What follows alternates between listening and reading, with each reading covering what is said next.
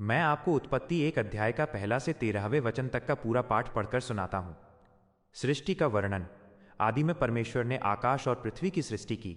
पृथ्वी बेडौल और सुनसान पड़ी थी और गहरे जल के ऊपर अंधियारा था तथा परमेश्वर का आत्मा जल के ऊपर मंडराता था। जब परमेश्वर ने कहा उजियाला हो, तो उजियाला हो गया। और परमेश्वर ने उजियाले को देखा कि अच्छा है।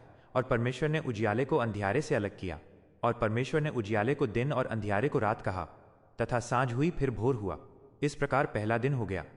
फिर परमेश्वर ने कहा, जल के बीच एक ऐसा अंतर हो कि जल दो भाग हो जाए।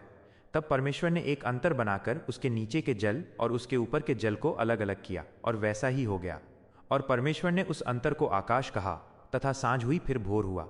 इस प्रकार दूसरा दिन हो गया। फिर परमेश्वर ने कहा, आकाश के नीचे का जल एक स्थान में इकट्ठा हो जाए और सूखी भूमि दिखाई दे, और वैसा ही हो गया। परमेश्वर ने सूखी भूमि को पृथ्वी कहा, तथा जो जल इकट्ठा हुआ उसको उसने समुद्र कहा।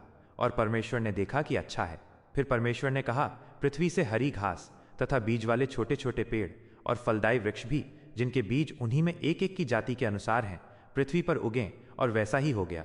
इस प्रकार पृथ्वी से हरी घास और छोटे छोटे पेड़ जिनमें अपनी अपनी जाति के अनुसार बीज होता है, और फलदायी वृक्ष जिनके बीज एक एक की जाति के अनुसार उन्हीं में होते हैं, उगे। और परमेश्वर ने देखा कि अच्छा है।